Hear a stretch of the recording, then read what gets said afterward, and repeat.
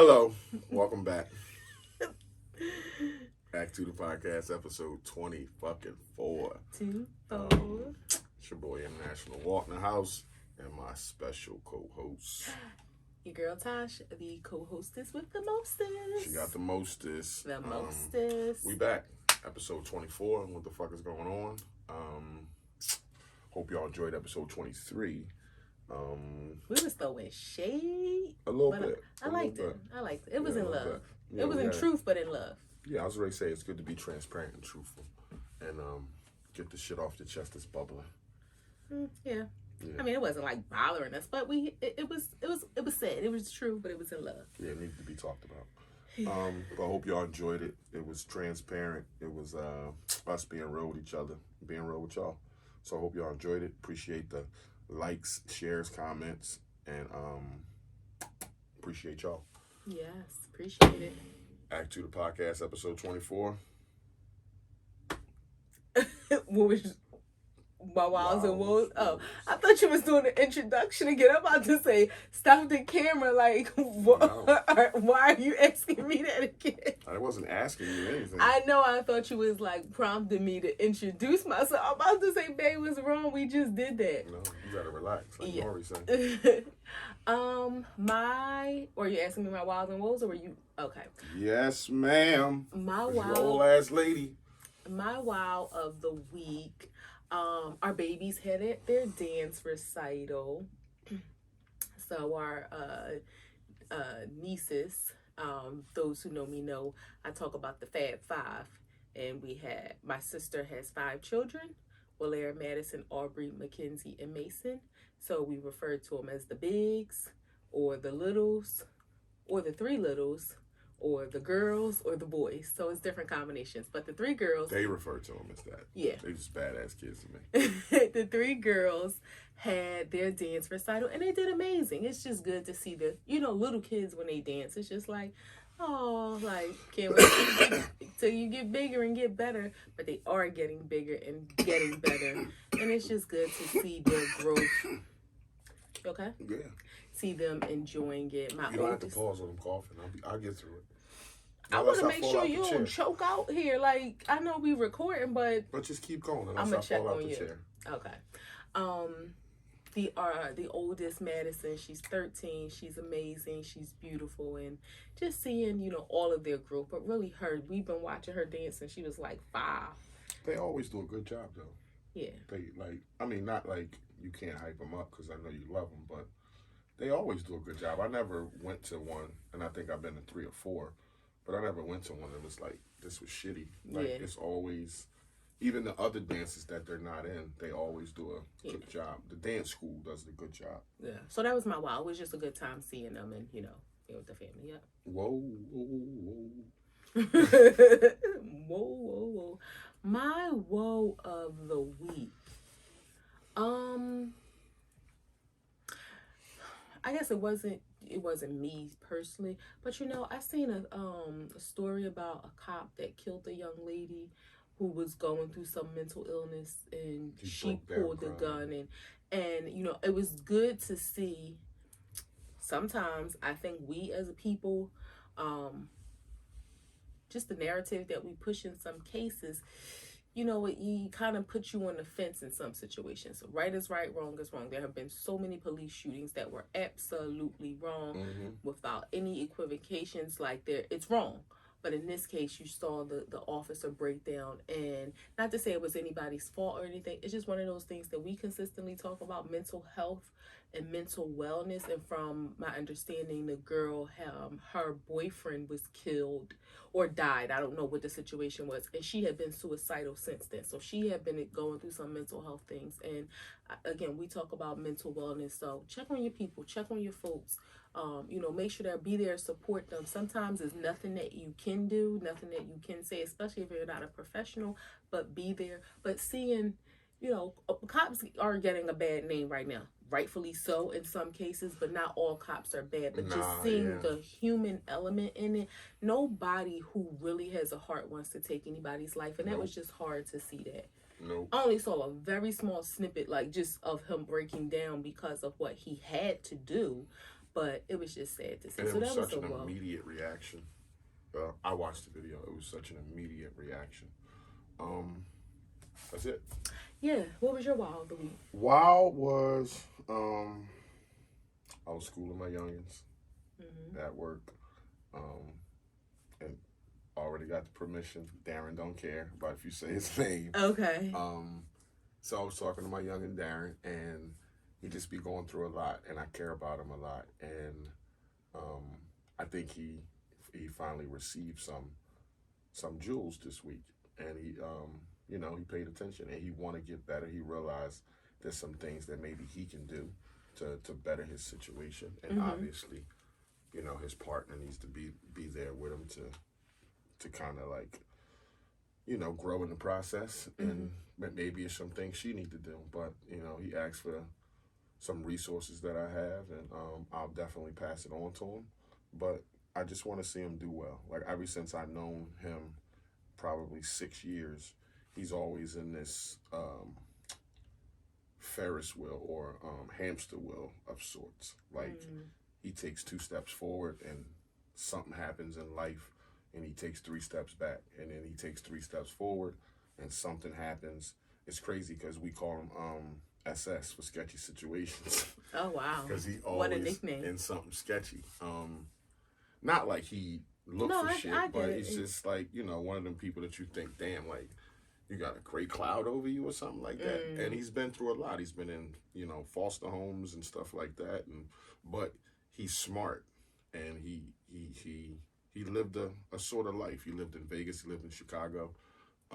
He'd been kicked around, so he got potential, and I just want to see him do well. That's all. So it was a wow for me to see him and his eyes light up when we was talking about what we was talking about, and then him reaching out for help. Because awesome. I've had that conversation with him plenty of times, and he hasn't. So this one time, I noticed that, he spun around, he flipped back around, and asked for help. So I definitely helped him.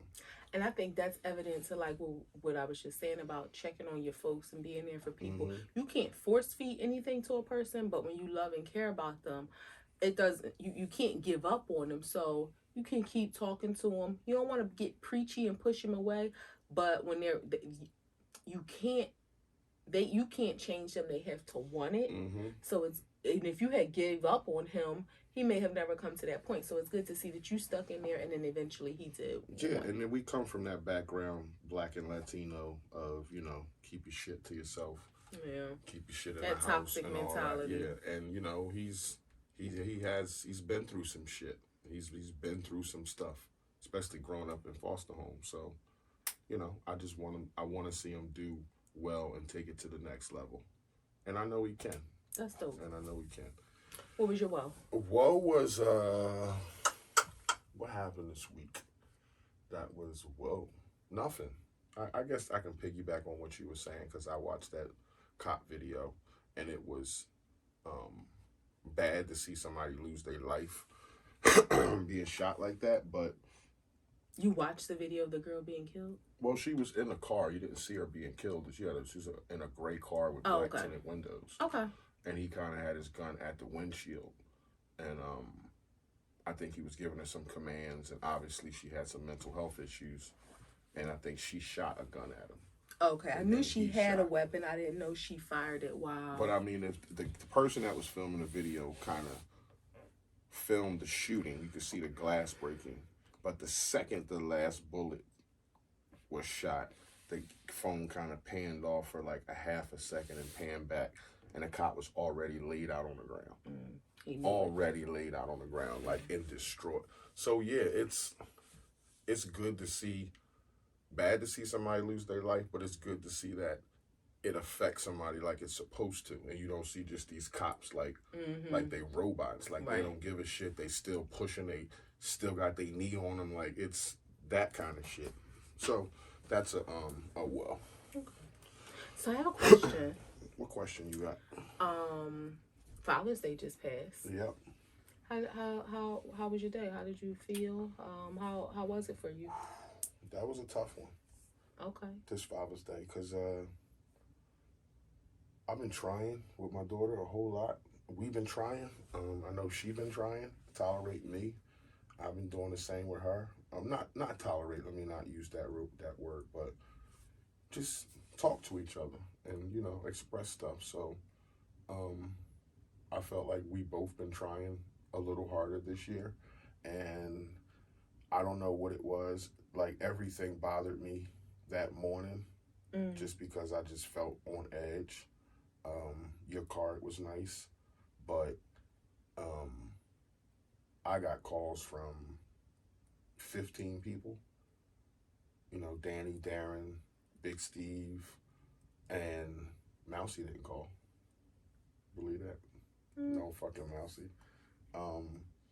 But I cared about all of that, but I was like tears on my eyelids just thinking like, if she don't call today, then, like I just got a lot more work to do, and it was going to sting. Like I just felt like it was going to sting hard, and like around 1 o'clock, she called and said Happy Father's Day. So at that point, I didn't care about anybody's Father's Day wish but that one. That was dope. So shouts out to my daughter, shouts out to Jada. I appreciate you. I love you. And it was good to hear from you. I told her that, and she was just like, I'm glad that you feel that way. So it was cool. Then I didn't, I appreciated going to see my nieces dance, but it kind of turned into a long thing, and I got upset with you because, I don't know, I just didn't want to spend my Father's Day like that, and it just seemed like, it was just what you wanted to do. That's well, the fact that it was Father's Day. And I understand it was planned, so, and I didn't have to buy a ticket. And then, I think I got a text from Mom saying Happy Father's Day. Okay. And E said Happy Father's Day. But the other one, no. So, just wanted to put that out there. Maybe that's why things the way they are. Okay. But go ahead. I know. I'm happy that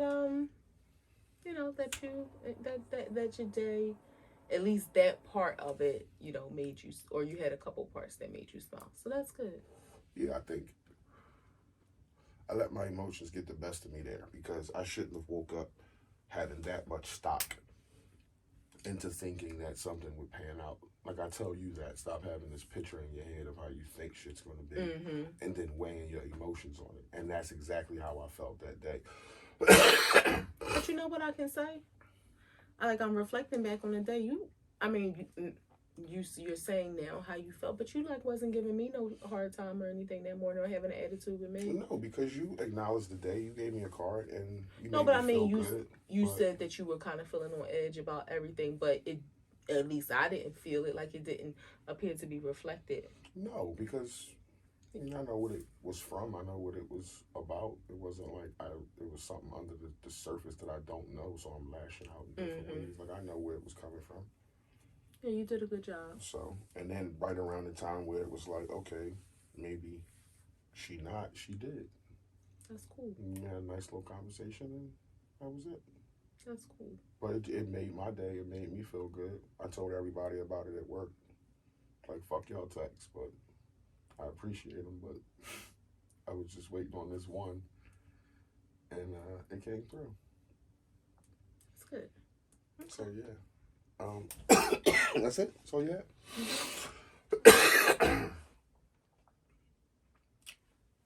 You look like you had something else to say. You sure?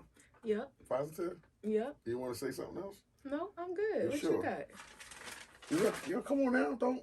I'm good. You sure? Yes. All right. We ain't gonna have no fucking chat afterwards, is you? Maybe if I felt like it, but I'm good. Okay. All right. I'm just gonna ask you some questions. Here we go. This was from last week. We didn't finish up. Oh, okay. Oh, wow. What stands between you and complete happiness? I think what stands between me and complete happiness.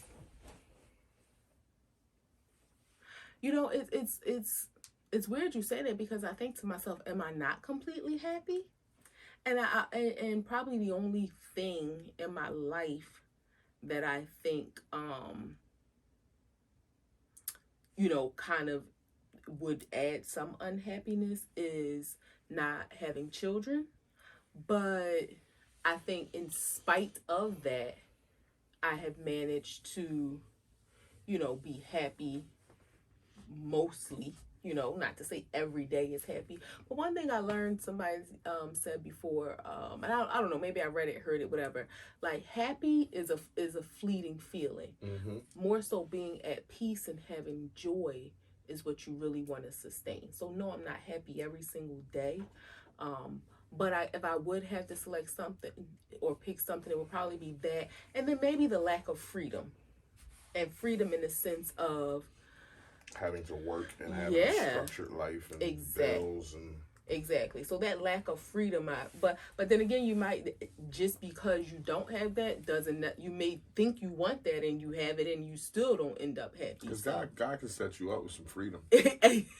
Yeah, and God knows I wasn't saying like be like not have a job or be fired, but other people have different types of a life where they have more freedom. But again, in wanting that, you don't know what other stuff will come with that. So I'll say, the only thing that probably would be a source of unhappiness in my life would just be that, not having children. But I'm getting better as I get older and feeling, I don't want to say I'm filling that void, because I don't really think that anything will ever fill that void. I have other things in my life that distract me from that source of pain, but nothing will like fill that void. But those other distractions make that void less painful. So, yeah. So what about you? It would probably be my relationship with my daughter. Okay. Yeah, I would think I would. There's just a lot more work to do there. Not that we're in a bad place, because we aren't, but I would think that's to be the one thing that would, like when I do get sad, most of the time it's about that. Okay. Yeah, most of the time it's about that. We got it. In one word, what do you live for? God. Jesus? Don't play. I'm not playing. Why am I playing? You don't speak Spanish. His name ain't Jesus to you. Yes, or I'll say to please God, or to You see how strict she gotta be and fucking regimented? No. Now you can't say Jesus. The fuck out of here. That's bullshit. Jesus, that's who you want. But just to please God, like I feel like no matter what I do, and that's not to say I'm walking around knocking people over the head with their Bible, but the things that I do, whether it's what they call them, Jesus freaks, Bible toters. Yeah, and I mean that's not me by no way, shape, or form. Like I got a lot of knowledge to gain and all that, but I do feel like no matter what I do, even if it's nothing even remotely religious, I feel like what was the question? What's your in one word, what do you live for? Yeah, that it's to represent him. How you forget the motherfucking question? It's to represent. I'm the one smoking. It's to represent him. To represent him. I agree. I live for God. Okay. Yeah, I want him to be like, you're doing a good job. Yeah, when it's over, you want to be like, come on in. Yeah, I don't want to be like, turn your ass around. Do the people in your life bring the best out of you? That's a great question. I know some motherfuckers that don't. But I think for the most part, and again, as I get older, I would say yes, because when going back to the Bible, not again, I don't know what scripture it is or any of that, but somewhere in the Bible it says about like being equally yoked with your partner. But I think that has to apply in life in general. Why Like, do people say that about everything? what? There's something in the Bible that says this. Because you know that it's there, you just don't know. They say it about everything. But I mean, well, because the Bible is like a life manual for Christians. And some people don't even be knowing where it's at. They just be like, I don't. It's there. Yeah, I know it's there. I know it's there. I don't know where it is. If you know where it is, let us know. It's a treasure there. We don't know where it's at. Of course, you can Google everything. So yeah, I don't know where it is. But when it says equally yoked, I feel like that has to be applied not just in your spouse that you choose, you know, in your marriage, but in your relationships with people. Meaning everybody's not going to be the same, but you do have to be of the same mindset. Or else it's not going to work. It's not, you know, we were talking about relations and familial, it was more so familial relations last night. But, you know, the people that you choose to be around you, whether it's family or friends, but especially friends, because you are really choosing them, you have to be equally yoked where, like, again, in the Bible, it says iron sharpens iron. Why would you want to be with somebody that's not forcing you to be the best you? And maybe not forcing you forcefully, but even if it's in some subconscious way, they're motivating you, whether it's you just watching them and seeing how they're moving through life, the progress they're making, you know, or maybe they have setbacks and how they bounce back from that. So those are the things that, you know, you want people, you want to be able to look to people in your life to help you be the best version of yourself. Now with your family, that's what you want. Do people in your life? Yes, I'm gonna say for me, yes, I have, and this is not to say like, well, I'll just say I'm not going to tolerate anything else. I'm not going to talk this. I can't really like have a relationship with somebody that I feel like I don't get anything from. Of course, I'm not asking anybody for anything financial, but I have to be able to get something from you where I feel like it's going to help me mentally, emotionally, spiritually, financially too. Maybe not you, of course not them, but if it's an idea, not monetary, but maybe an idea or something like that. Yeah, I think you have to have people around you that grow with you or have grown to the level that you have. Because I'm the same way. I can't talk to nobody who doesn't like or has the same ideology as me. Like not necessarily the same, but we have to think along the same wavelengths. We have to have certain standards as men that we don't do, and if not, then I can't be friends with you. Like if I hear you talking about you know, you fighting your wife or something, like I can't fuck with you, and you think it's cool, like I can't be friends with you at all. No matter how much I liked you before, you let that out, and it's like, nah, I can't rock with you like that. So yeah, you got to have people around you that are on the same playing field as you. And I think, again, like we were talking about familial relationships, we don't choose our family, but we can choose who's in our inner circle. Like, you know, people can have a lot of relatives, but you don't always have the same relationships with everybody. Sometimes it may not be anybody in your family who's in your inner circle just because y'all aren't on the same wavelength. And, you know, I have friends who like you said, our ideology, I guess our core values have to be the same. Like it's the same thing. Yeah, like we may not think, and we're not going to agree on everything. As women, like this is just standards that we have, and we all kind of click together because we have the same standards. I had a long struggle with picking friends for a long time and knowing how to socialize, but I read this thing recently where it shows you like how to pick friends, and it says you're supposed to point out all your weaknesses in yourself, and the people around you, that's their strengths. And that's how you get back what you're supposed to get back from your friends.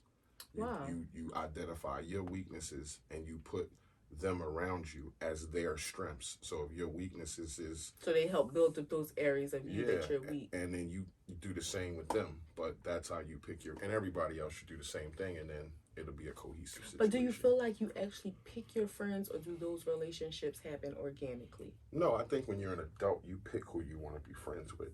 You don't you're not a kid anymore where you're like forced to be with somebody. No, or I talk didn't to say somebody. force. I said, or does it happen organically? Just because it's a group of people, and some people kind of gravitate towards each I other. think it happens after those core values Are established. are established. Okay. Because again, I could like somebody, but if you're missing one of the core values, then I won't be interested in talking to you again. Because I know you do this, or you snort cocaine, and it's like I can't be, like, we can't have a conversation and shit like that. You on that booger sugar? I can't mess with you. So for me, it would be yes. I think I have people in my life that, and again, I don't have a lot of people, but I think you and the people that I do confide in, it's a reason why I confide in them, because I get something back. And people have to not be afraid to have those people in your life that's going to check you. And if you are a real friend to somebody, you can't be afraid to check your friends. And of course, respectfully, like I'll say, you, of course, this weekend I was on my BS. I was in my feelings. My sisters and my nephews and my mom had went to brunch and did not invite me, even though I wasn't going to go. I just felt like, invite me. I'm part of the family too. I'm going to say, sorry, I can't make it, but I wanted to be invited. But there's variables that go with I that. I get it. Variables, and I was because they was in fucking Westchester, Pottstown. I get We're it. in New Jersey. At the same time they're eating, we're having steak and eggs. I get it. But I was in my feelings, and I was hanging up on them, giving them the finger, didn't want to talk to them, wanted to give I wanted them to see that I was mad, even though like I would have been over it as soon as they saw it.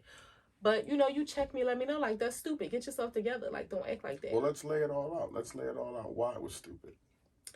Well, because we learned this in counseling, that we need boundaries and borders, and she has to create them, because it would be rougher coming from me, and they're her sisters. It's her place to do that. And I have created those boundaries, and my sisters have done well in respecting them. That's fine. I'm talking about this particular time. Yeah. I feel like they were respecting your boundaries and not inviting you, knowing you wasn't going to be able to come, and you got petty with them, which in hindsight creates tension between us, because you're telling them not to respect your boundaries when you initially said, I need you to respect my boundaries. I get it. I was admitting that I was wrong and saying that you checked me on it. But this is the show. We got to be transparent. We got to give all the details. Okay.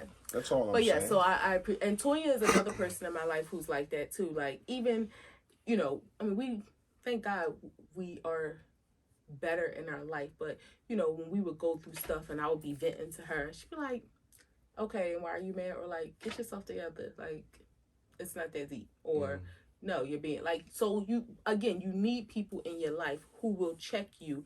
And you have to be able to be that person too for somebody. You had to be checked about me? Yeah, because some days I was ready to like hit you with a hammer or something. Oh, okay. Yeah. Fuck out of here. All right, what's up? What was your biggest fear as a child? My biggest fear as a child. I mean, so... Don't say no shit like mice.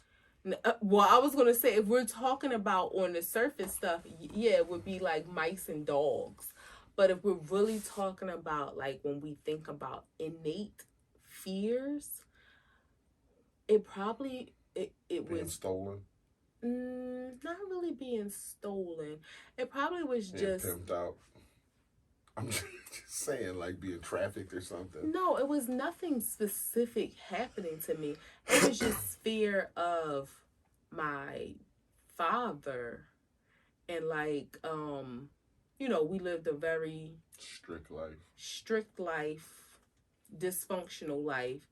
And in that, it's like the person who's that authority figure, you want to be able to have as much freedom as you can, no matter how little it is, but you still want it. So it was just like not wanting to get in trouble and rock the boat. Like, I was one of those kids who, like, I'm going to do everything not to get beaten. Yeah, and not to say I was good, like, not to say I didn't do stuff that probably deserve to Do get you a know there beating. ain't many kids that ain't scared of an ass whooping, babe? No, but you know, our Like, life was this different. is It what wasn't. it is. Like, No, I was like, it was like, you want to beat it or you want to be on punishment for 6 months. Put me on punishment for 6 months. Don't hit me. I remember doing Like, that for maybe once or twice, and then it was like, this is stupid. I'll take the beating. not me. I'll take my ass being whooped for 10 minutes, and I can go the fuck outside for the next month or 6 months. Nope. Don't But put your hands you on beat me. me, it's over. No, I don't. No, You no, crazy. that wasn't me. Put me on punishment for 6 months. You Don't crazy. feed me, like starve me, but don't hit me. I will take. So and we getting weren't. in trouble and beatings. But were it your wasn't biggest just fear. so much the beatings. It was the disruption of. Of the boat. I got it. Yeah. If you got in trouble, it disrupt everything. Yeah. I got it. I got you. What you're saying. My biggest fear as a child was dying. Yeah, it was dying. In our neighborhood, it was, tough to make it to 18. 18 and 25 was key birthdays. So when I was young, I couldn't see being 30 years old.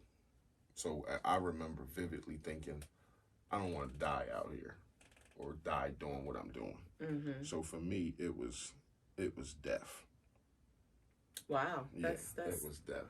Yeah, I guess I thought about death from like a natural causes, but that never was a thought in my mind. Yeah, and it was because exposure. Like we lived in a box, so not seeing outside that box, it was like at 15, you asked me what you gonna be doing at 30. It was like I couldn't even paint you a picture.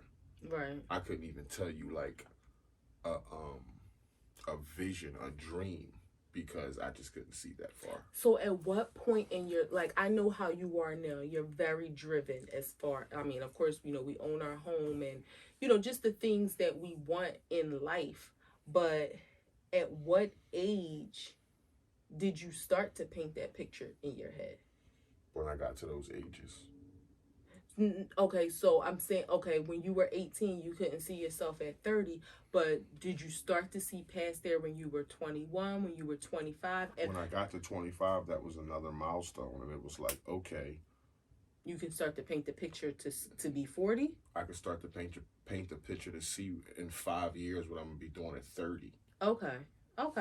So you started being able to see into the future at like 25? Yeah. Okay. Yeah, but up until then, life was, a little chaotic, like, and doing dumb shit. And then this is further as I got older, like younger, running around 26th Street, I didn't think about dying. Right. But as I got older and started to do different shit, yeah, I thought about it a lot.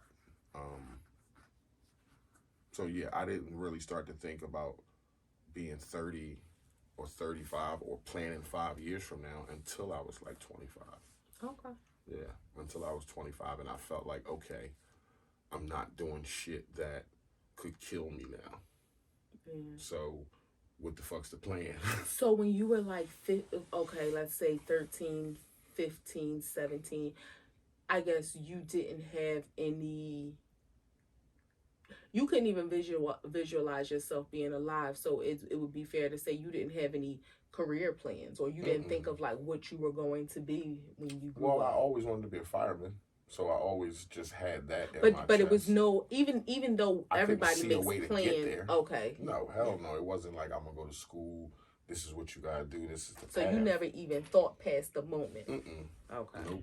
Nope. Wow. Not at all. Wow, that's great. That's interesting. Like, cause I vividly remember. Like, I used to visualize. That's what growing up in that environment did. It's like exposure. Like, we wasn't.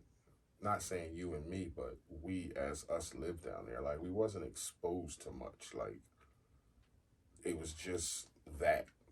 Yeah. It was just that box. So all them years down there, it's like you just couldn't see yourself married or owning your house or, having bank accounts or any of that shit. Like, you couldn't comprehend that. It was just, I'm selling drugs now, I'm robbing now, I'm doing this now. And, this is just what it is. It's like day by day. Yeah, and it's interesting you said it because, 5 like you years is like said, a lifetime. us being in the same area, but of course having two different lives, living We were two. 40 houses from each I other. was gonna say, yeah, living 2 blocks We from each lived other, 40 houses from but each other. completely different lives. That's just interesting to hear you say, because I remember, of course, thinking about my wedding, thinking about what my children's names were going to be. I don't know if I thought as far as like, where I would live and things like that, but I did think about, what my career was going to be, having a big house and a family. So it's just interesting to hear you say that. No, I've never thought, even as a kid, like, I'm a relationship guy, so I never thought, I'm going to get old and be single, have a nice, I'm going to be knocking them down. Like, I never thought that. I never thought I'm going to be married and have a house and, I'm going to be chilling. Like, I didn't think none of that stuff. It was just like, what's going to happen tomorrow? Okay. Yeah, so that's how that was. What was your favorite school year? Oh, wow. So that's interesting, because it's probably some years I definitely can exclude. I bet you she say some shit about Mifflin. No, I don't think so. That's like your favorite school. I mean, I went there until 3rd grade. I'm just saying, you like it a lot. I don't know if I necessarily had a I think they thought back then it was for smart kids. No. Mifflin was the school that it's in East Falls, so like all the kids from Abbotsford and went there. I don't know if I had a favorite school year. I would think to say senior year, because it's like, this is the end. It's about to be over. It wasn't kindergarten, like starting out and meeting new people. It wasn't like fucking 4th grade. It wasn't like I liked the boy in 3rd grade. Like none of that. Just I would probably, if I you was a nerd, wasn't you? No, I was intelligent in school, but I wasn't a nerd per se. But okay, so maybe I would say like 7th, 8th grade, or probably 8th grade. 8th grade. 8th grade. What school was this? Fiddler. Yeah. I would say probably 8th grade. That probably was one of the better school. I mean, high school was what it was. High school was good while I was there, but my life at the time, so that was your wasn't a good experience. Your first little boyfriend, yeah. At Fiddler? 15 or something. I was in the 8th grade. I better not have been 15. Oh my! I'm sorry. You were MG. You were 12. Smart boss. You were fucking 12. Jesus Christ, babe. No. Some people was 15 in the 8th. That's not a good thing, though. I know. You're supposed to be 14. No. You can be 15 according to when your birthday is. No, 5 years. So you should be 13. You're like 2 years behind. I graduated at 17. No, if you're 10 years old in the 5th grade, because that's you're 5 years. Yeah, so you should be 15. In the 10th grade. You can be in the 9th, though, depending on your birthday. Well, you were saying the 8th. Oh, yeah. Yeah, like, you're a little behind. You can't be in the 8th. Yeah, that's and I'm sure there are some people, and as long as you finish, that's all that matters. But that shouldn't be, the average age in 8th grade, 15. My favorite school year was 9th grade. First going to Gratz. High school. Yep. It was scary, but it was like big kids, grown kids. And it was like, it was the 90s. It was the shit. Like, it was like a fashion show. And it was like East Side High, but it was fun. Like, school was just fun until, it wasn't got real. Yeah. But it would have to be ninth grade year. I love Girls High. I always rep my alma mater, 242. 242. But I do wonder what it would have been like going to high school with boys. I mean, we had our exposure, because maybe you would have had a fight. Broughton Olney was filled with boys every day when we got out of school. Because in high school, girls fight over boys, so yeah, you never know. So maybe you would have had a brawl under your belt. Describe a fun date for $20. A fun for a dub sack. For $20? 2 10s, 4 5s, Oh 21s. yeah, you can definitely have a fun date. So 10 $2 bills. You can grab a blanket from your house. That's free. Mm-hmm. You can This is considering you have stuff in your refrigerator. Pack some fruit, some waters, make some sandwiches. What if you don't have that? Okay, so go to Wawa, grab a couple $20. grab a couple hoagies and a couple beverages. That's not $35. No, it's not. You better grab a $4.99 shorty. I don't even know how much shorties cost anymore. I don't either. But grab a couple shorties, a couple beverages, a deck of cards, a blanket, go to the park, have, turn your music on your phone, and there's a date. I love a picnic in the park. That's a fun date. I would agree with that. That's a date. I would just say go to Primo's and get a big hoagie and split it.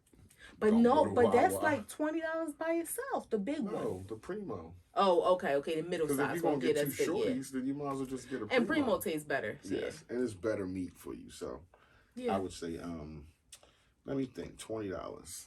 Picnic is all you can do for $20. No, you can go. I mean, if we're not including gas, a beach date is always fun.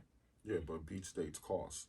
It's like $6 to get on the beach. No, it's not. You don't pay for the beach. That's why. Oh, sorry. How much? You just walk on the beach. That's your life. You just walk out there. How much it costs? It costs $11. Oh, that's $22. And the other beach we go to is $9. All right, that's then you 18. want chairs and umbrellas. No, because you don't want to be out there butt naked in the sun. You take your own. Okay, what if you don't have that? Okay, all right. So no beach date. Beach date more than $20. Beach date be like $80. Oh, I got it.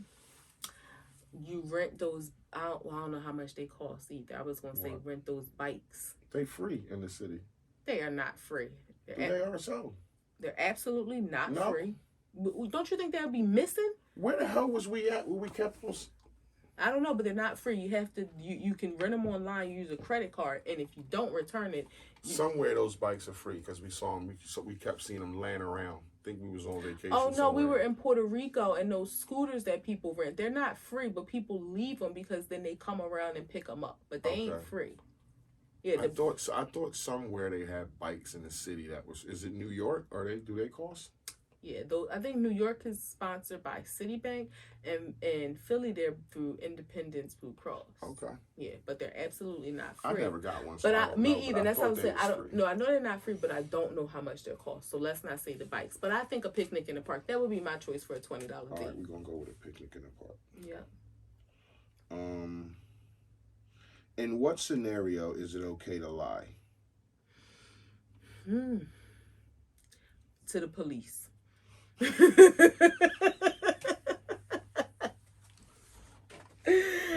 I mean, I'm just saying to the criminal over here. Yeah, to the police. If they about to take your ass to jail, you lie. I don't know what happened, officer. Like, I don't know. You know my code with the police. Don't say shit. Just silence. Ask me some questions. What's your name? You gotta tell me your name. Ma'am, what's your name? Ma'am, tell me your goddamn name. Ma'am, you got one more second to tell me your name. I'm gonna snatch you out this car. Well, you're talking about the car. I'm talking about in a situation if, like, they take you to the police station or something. Oh, okay. So when you get in them rooms, you silent. You're supposed to be. Stand tall. 10 toes down. You practice, right? That's what you're gonna look I'm like. just gonna blink at him. I'm just not gonna say anything. I agree. It's okay to lie to the popo. Yeah, because you don't lie to the doctor. You don't lie to your spouse or your friends. Do you lie in court? No. Why? Because you're under oath, or it's too close to jail? No, I mean, I guess. No, I wouldn't lie lying. You tell a lie, then you got to tell another lie to cover it. Like, no, if you feel like you got to lie, you shouldn't be in court. Like, whatever the situation is, if you ain't there to tell the truth, don't go, because it's going to all come back to you. Sometimes you can lie to kids. Mm-hmm. Kids ask questions. Popo and kids. Yeah, like where babies come from. You tell them, like, you eat a watermelon seed, the baby grows. Or that the woman that said that She always told her kids McDonald's was closed when they drove by. Yeah. You lie to kids. You lie It's to like, can we go there? Yeah, they closed, babe. Yeah. Dang. They I ran. saw kids on the sliding board, though. No. Mommy, a lying fuck. When were you the most disappointed in yourself? When am I or when was I? When were you? Well, what pops into my head immediately, but I guess it's probably unfair to myself. But I would say when I realized I gained back all that damn weight during the pandemic. Oh, no, you get a pass for But that. because the everybody world, did. yeah. That's low-hanging fruit, T. Yeah, the most disappointed in myself. It probably would have something to do, and I don't know if at that moment I probably did feel that at that moment. Oh, I know. So this was back in the day, like way back in the day, 2002. I remember I long story short, yeah, we were together. Long story short, I won't say I didn't get a job. I got a job, but got fired the first day during orientation because I failed the drug test. And the thing was, so used to smoke, had been smoking for years, but I had stopped. I really had stopped, but only for like 30 days at this point. Like I stopped for good, but I had only stopped for 30 days at that point. Him and my brother-in-law, Rashim, they were telling me I had got this job at PNC Bank, but I had to go take the drug test. So I'm like, oh my goodness, like, I don't think it's been long enough. I might not pass this drug test. So they were like, oh, if you drink vinegar, that'll clean it out your system. What do? Get vinegar. I'm drinking the vinegar. Throw it She's up. dramatic. No. It's like you got to do, this is like what I say about the tough love. You come to a fork in the road. You drink this, you pass. You don't, you fail. I tried to drink it. I threw up. So went to take the test. Fine. And this was back in the day because I haven't taken a drug test. Well, I did but whatever. This was back in the day. The lab actually called me and said, hey, just calling to let you know that our cup has a hole in it. What? Our cup has a hole in it. You burned the hole through. No, I'm about to say what? Yeah, they called me to tell me that I didn't pass, and I was like, "Well, I don't smoke," and blah blah blah, like all riled up with this. I remember it's a man. He's like, "Okay, we just wanted to let you know, but we're gonna let the employer know too." So I was waiting. That was probably like a day or two before the orientation. So I'm waiting, like they gonna call me. They gonna say don't show up. Blah blah blah. They never call. The day comes, I show up. Going, okay, I got this job. Like, maybe they didn't get the results, or maybe they don't care. I don't know. Show up, I'm in orientation. It's like midday. They had gave us these mugs and a pen and probably some other like swag. So about midday, somebody comes to the door. Hi, we need to see, blah blah blah. They said my name. So they called me out into the hallway. It was 2 people. So like, yeah, we're sorry, but we're gonna have to ask you to leave. And they took the mug and the pen back from me. Why did you go out in the hallway with the mug and pen? Well, I gathered all my stuff to go in the hallway because I knew what it was hitting for. Like, okay. I didn't want to have to go back in there to get my pocketbook and stuff. So I knew what it was hitting for. Okay. Like y'all came in the middle of the day. Y'all didn't say, why did you go talk to 2 people with a mug? No, I grabbed all my stuff and went in the hallway, and I had the mug and pen because that was my stuff. I thought like y'all, and it was like, yeah, we're gonna have to ask you to leave. And why you ain't grip it? No, they took it. Not taking this. So that was probably the most that I was disappointed in myself. And I always told myself that I would stop smoking if it ever came between me and money. So that was it for me. I didn't get a job. And then, life is so... When you lose a job over drugs. Yeah. And I was young. I was 22. But that was a lesson for me. And it's crazy because I, had worked... After that, I worked at, like, this telemarketing place. the worst job ever, but everything happens for a reason. Real fast, I'm gonna tell this story. I met this lady. Now, at this telemarketing place, it was horrible. I was only there for like 3 months. We used to bet on people like who was going to leave at lunch because so many people came through this place and they like we would go to lunch and they wouldn't come back. So but it was a couple people that had been there for a while, and then I was like the newest person that had stayed. This lady one day came, she was working, blah, blah, blah. And she told me, she was like, yeah, I don't like this. Like, I ain't coming back after lunch. But she had mentioned that she was using a temp agency. Again, this is 2002. I didn't know anything about temp agency. But I always felt like it was meant for me. It was meant for her to come to that job for just a half day, left, never saw her again, don't even remember her name. Because when she mentioned the temp agency, I registered with the temp agency.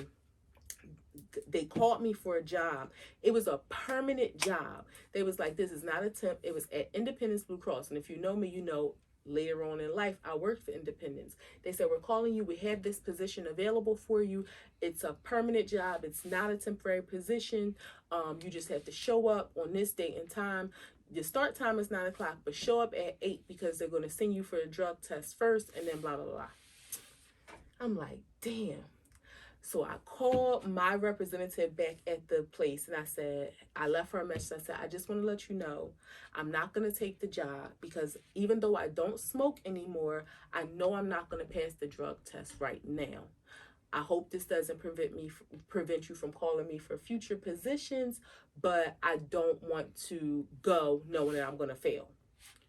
So she never called me back, never said anything. Couple weeks later, she called me. She's like, hey, I have this temporary position available for you, blah, blah, blah. They didn't do drug tests. Ended up going there, ended up working there. I got hired and then ended up working there for almost 10 years. Left there, where did I go? To Independence Blue Cross. And that's her life story. Yeah. But I feel like if I would have went and took that test and failed, I would have been on record with Blue Cross as having failed the drug test, and I don't think I would have ever been able to get hired there. So everything happens for a reason. Yep.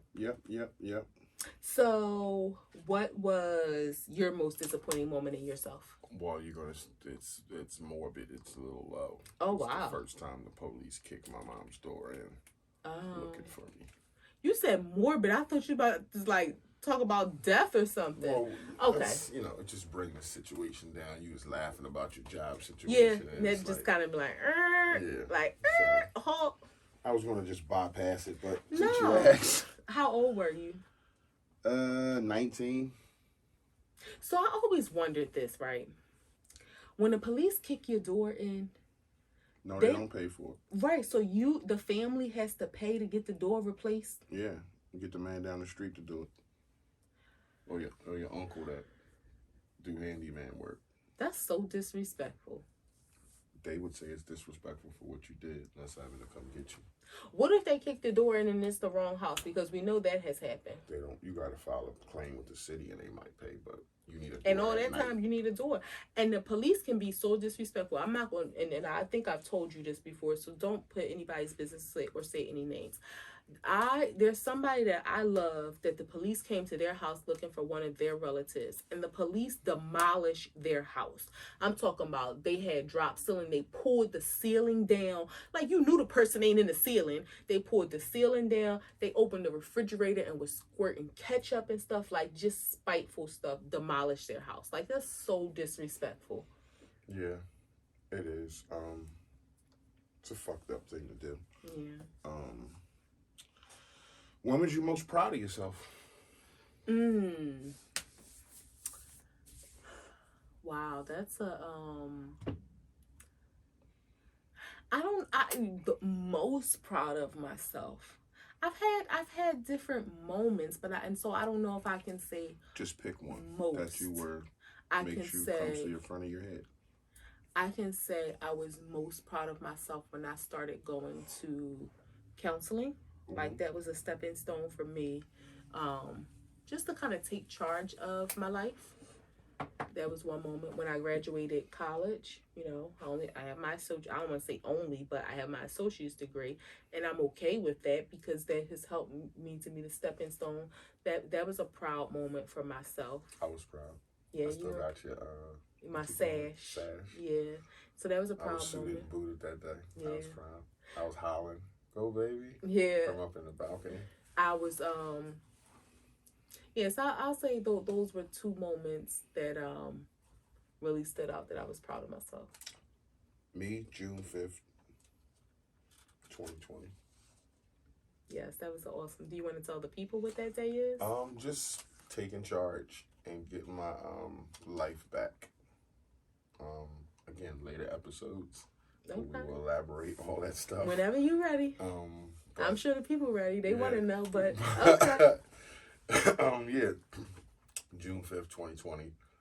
Walking into my lawyer's office. Let me just say that. Walking into my lawyer's office, I was most proud of myself because that took a whole lot. Yeah. Like the biggest weight you could ever think of.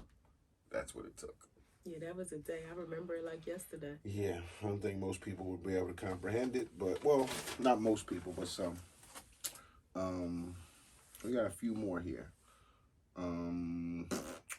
Have you started doing something because of your partner's influence?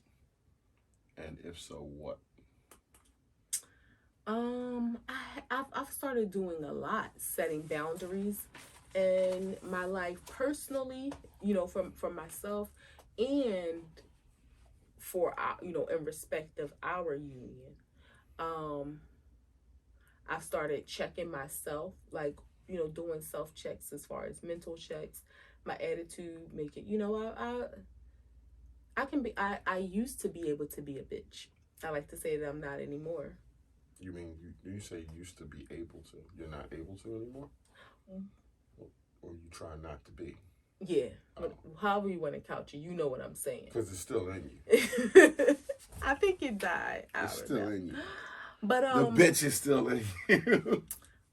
Protecting my peace more. You've helped me to, and I guess that involved in that is setting boundaries. Mm-hmm. And another thing, and this, I don't want this to come across wrong or imply that I had any issues with self-love, but you have helped me to love myself more because of the way that you love me. Like, I'm really hard on myself, like, especially with every little, I don't want to say with every little thing, but a lot of things, like, and you help me to, you help me to remind myself, like, I'm the shit, and y'all know I don't usually curse on here, but, sometimes you gotta talk that shit. Talk your talk. So you help me to remember that when I'm down on myself or I'm too hard on myself. You literally and figuratively. You do, but what I'm saying, it's not about what you. It is about what you do, but what you do helps me to remind myself to do it for myself. Mm-hmm. So that So those are some things that I do that are because of you. I started being more sympathetic because of you. I didn't used to have that much sympathy. What's the difference between sympathy and empathy? Sympathy means you can relate because you feel like it's a feeling that you've had yourself. Empathy, you may not be able to relate to the feeling, but you still sad because of it. Or you feel for right. Yeah. Okay, so I wasn't able to be sympathetic to things, so or empathetic. Right. So I've learned to do that because of you.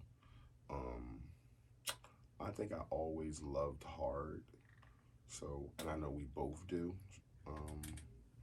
What else have I learned from you? That patience. You give me patience. And I don't think you know it, but in some weird way, you give me patience. So I'm gonna go with that. Can you recall our most romantic moment in our 20 years, if we have one, or if you think we have one? So outside of our wedding, I mean, because that was the dopest day ever. Yes.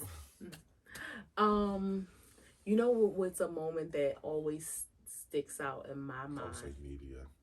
No, that wasn't romantic. Like, that was traumatic, but it was traumatic in like a Bonnie and Clyde type of way where it rooted us together, but it wasn't romantic We at could have all. rooted some other kind of way. Yeah, we could have like been in a penthouse suite. But yeah, so no, not the media inn. If you've seen the previous episode, you know what happened at the media inn.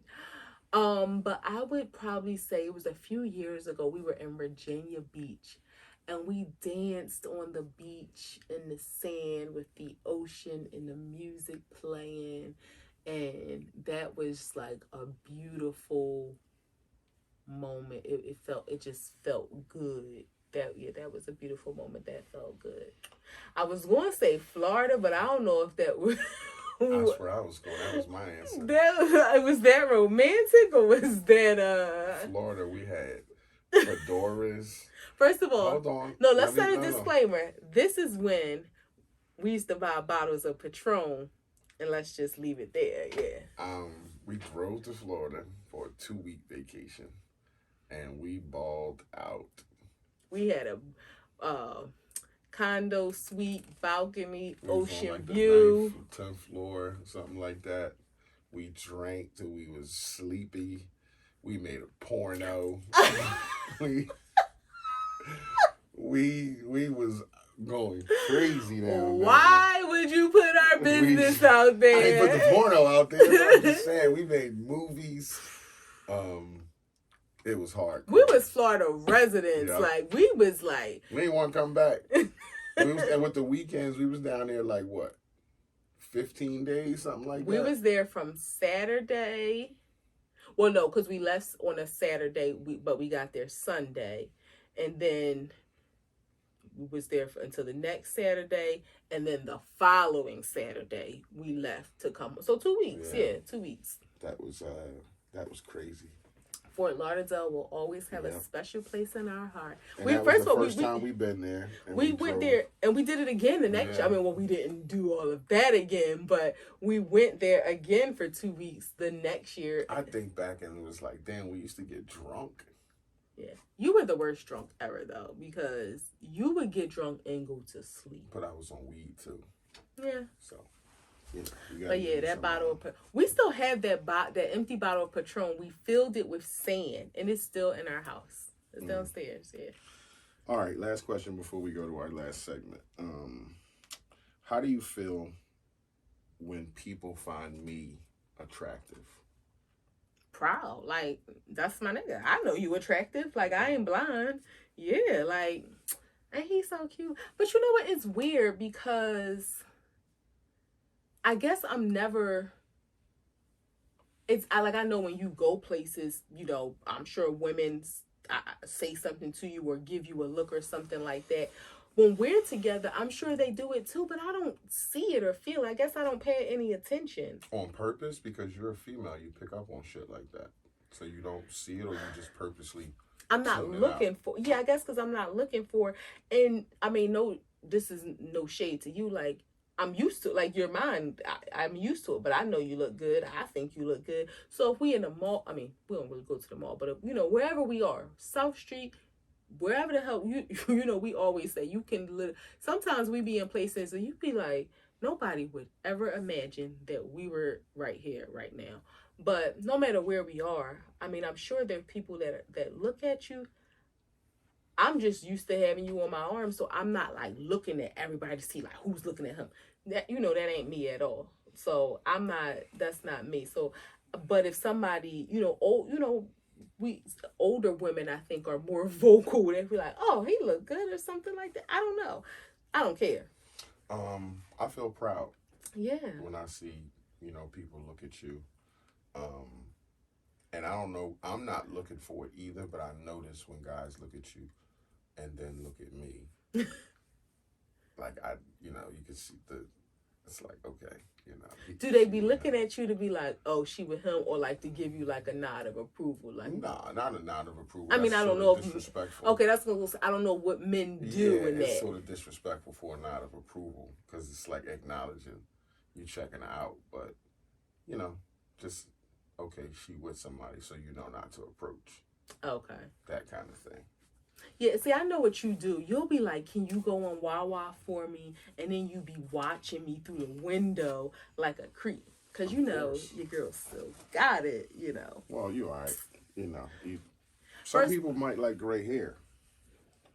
you don't like my gray I hair? like gray hair. I'm just saying that some people might like it. Some people don't. And I got a whole lot of other that they like, too, other than gray hair. Don't try to play me. What, your black hair? The fuck you talking about? Your black hair? You got gray hair. I do. I appreciate my grays. You gave them to me. It's a good conversation. Our last segment is going to be just going to try this one from the gram, this IKEA menu. Thoughts? This is my thoughts. So I kind of alluded to this a little bit at the beginning, but this is different because this is not about police brutality or anything like that.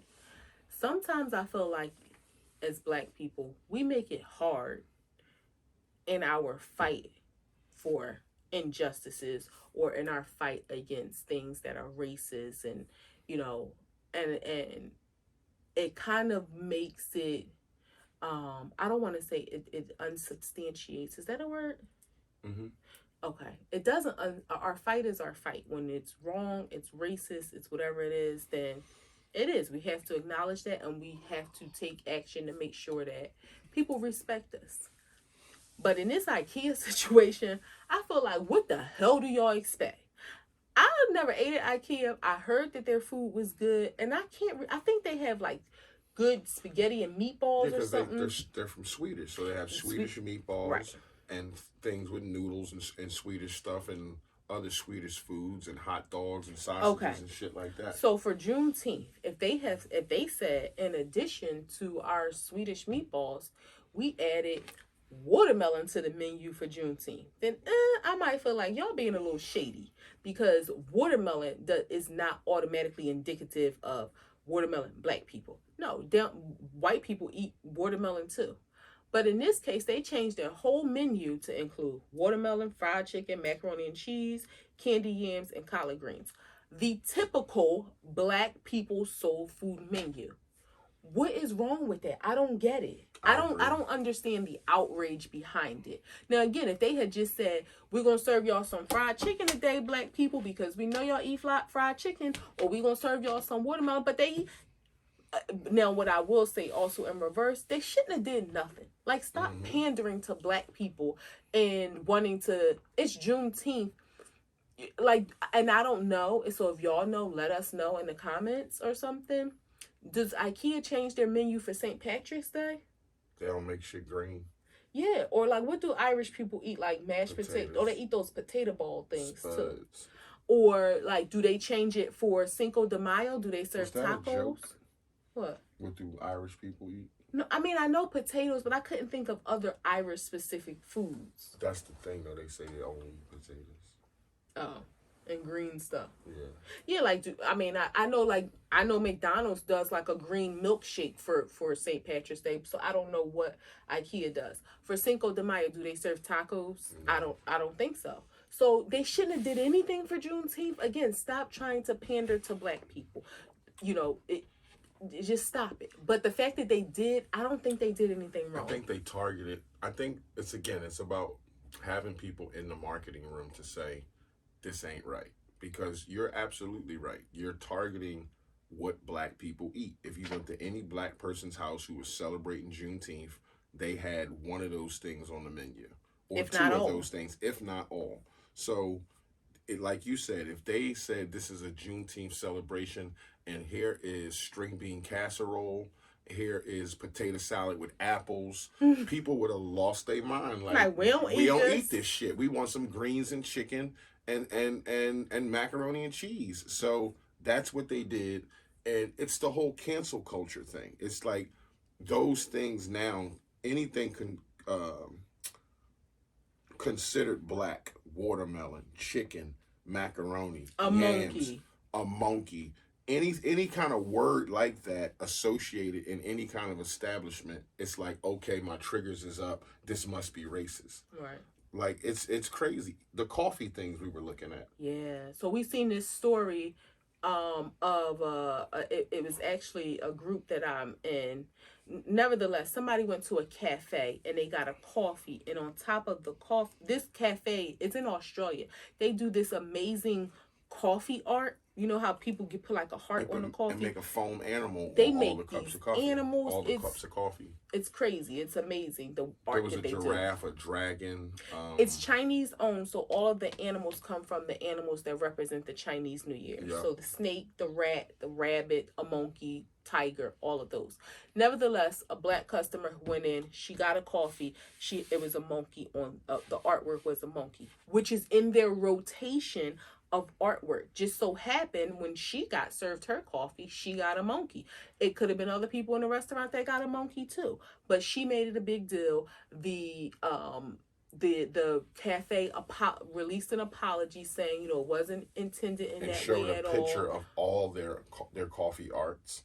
On their page, their social media page, it showed where other customers, white, had received the coffee that had a monkey on it. So my thinking is the expectation that they're supposed to say, anytime we're doing coffee art, if it's a black customer, don't give them the monkey. Like we have to be vigilant and make sure that nobody disrespects us. I remember when I didn't like when H&M did the thing with the little black boy modeling saying King of the Jungle. You could have picked another little kid to wear the monkey shirt, because that was just, you needed somebody black in the boardroom to say this not right. Mm-hmm. But in this case, I think this is one of those situations where we were pushing it a bit too much. The same with IKEA, we pushed it too much. I don't think that it was a racist issue. Yes, people are racist, and sometimes I think unknowingly. They're not saying, let's do this and be racist, but they're just ignorant, they don't know, and they don't have representation in these organizations to make sure that they do know. Or unfortunately, the representation that they have that looks like this, they're afraid to speak out to this, and they let things fly. Or they fly. did and they just didn't listen. I mean, it could happen either way. Yeah. Because they could have spoke out. I mean, not to just shut them down and say they didn't speak out. They could have, and they just could have not listened. But you got to think it through. Like the lady said, you think a racist person is going to take the time to go in the back and make a foam monkey on a cup of coffee? You know how much time and talent that takes? Just because your black person walked in? Like, you got to think shit through. You think IKEA, as big as a corporation, as many people shop there, is going to just say, yo, we're going to make this racist ass menu tomorrow so all these people can talk about us and stop coming to our store and cancel us? Like, no, that's not how this shit works. And let me say this, not to just say, okay, this is black people's problem.